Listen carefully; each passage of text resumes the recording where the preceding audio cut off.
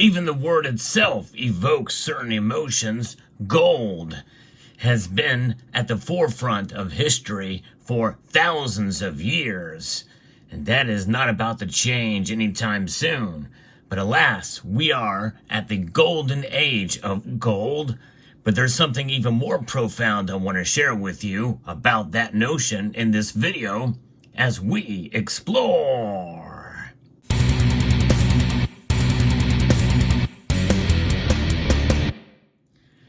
You've heard about the golden age of America being recently evoked there in the inauguration speech of Donald John Trump.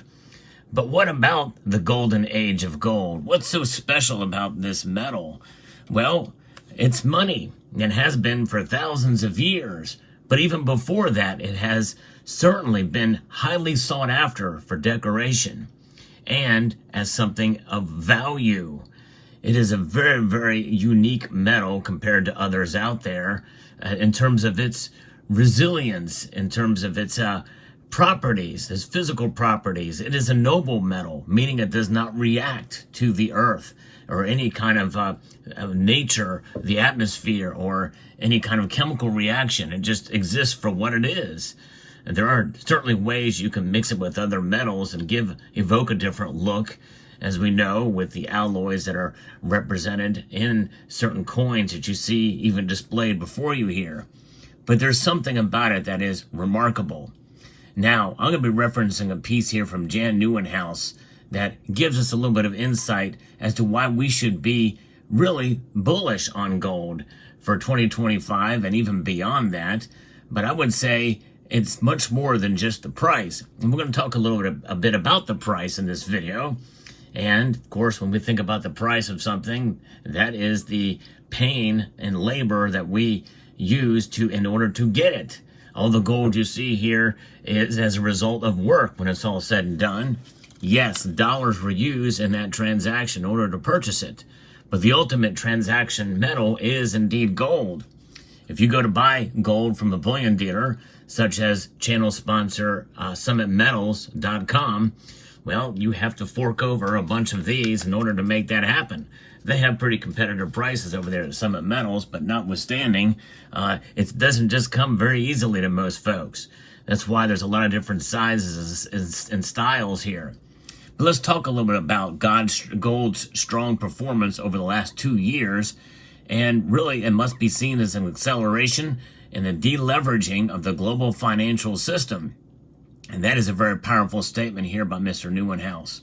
After many decades of inordinate credit creation leading to the excessive debt levels, asset bubbles, and too much monetary interdependence between nations, the financial system has started to heal itself through the rising price of gold. And we're seeing that with record amount of gold acquisition by central banks around the world. And I'm not talking about just the BRICS nations either. The gold price will continue to rise in the years ahead until stability is restored.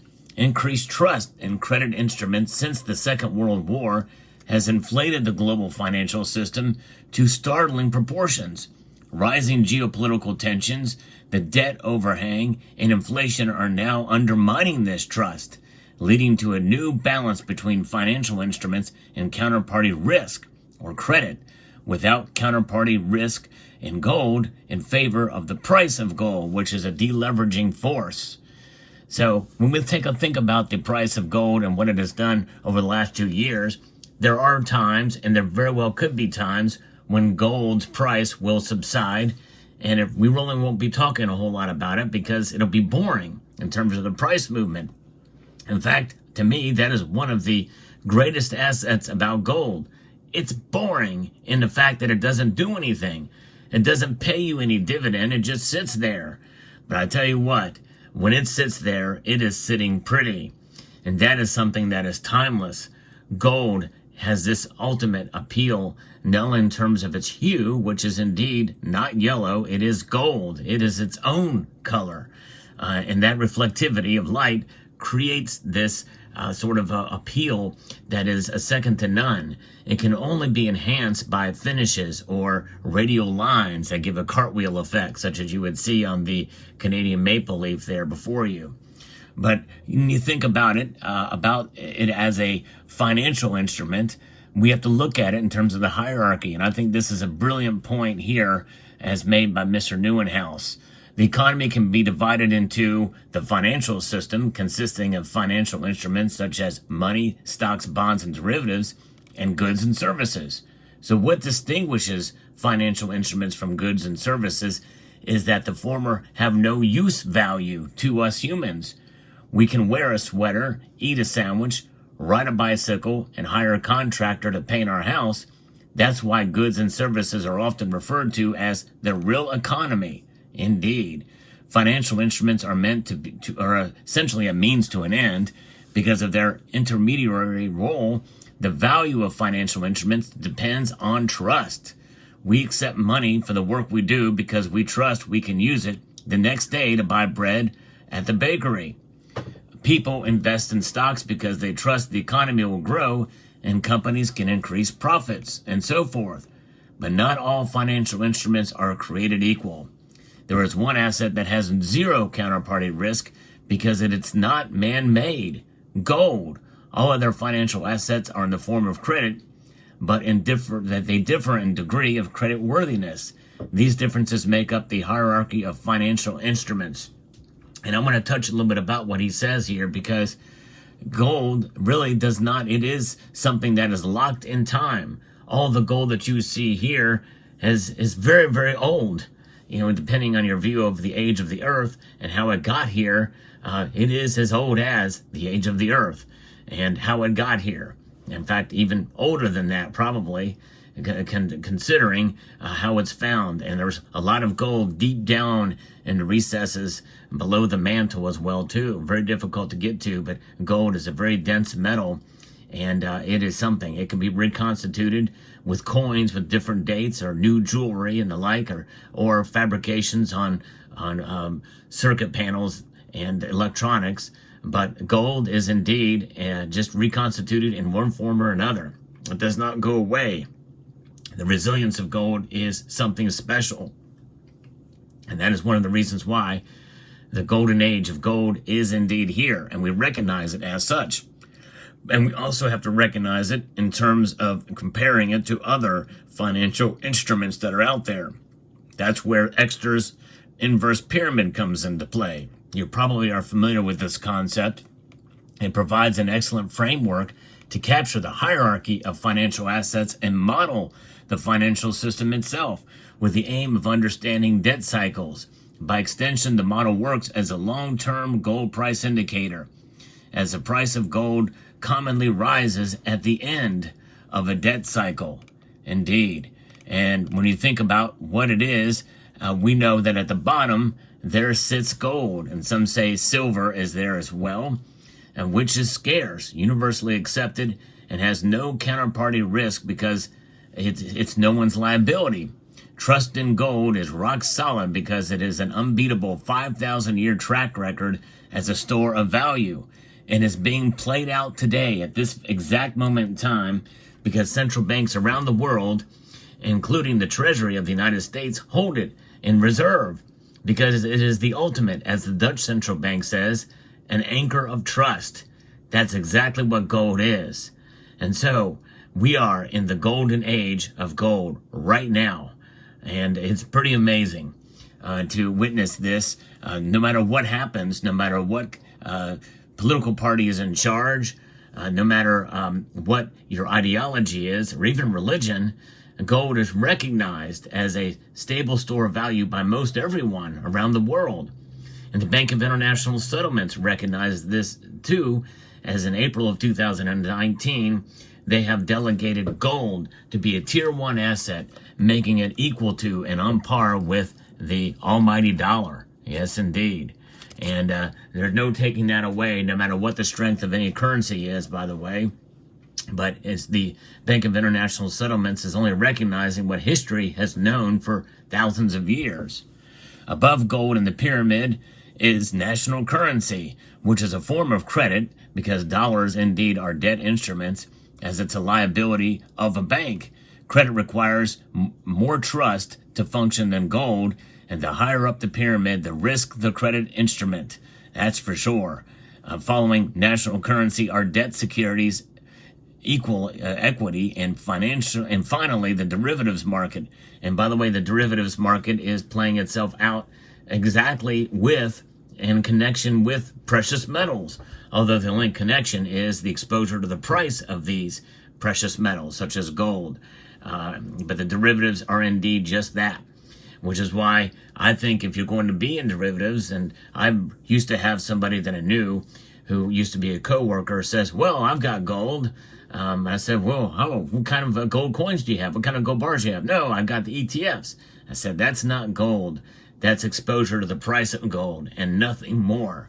You're not going to get that back as gold. It is not redeemable in gold, any more so than the dollar is redeemable in gold right now. It just is not there. Unless you really work hard to try to earn enough money to get a full contract out, which no one is going to do. And they're doing it for the convenience factor, and that's it.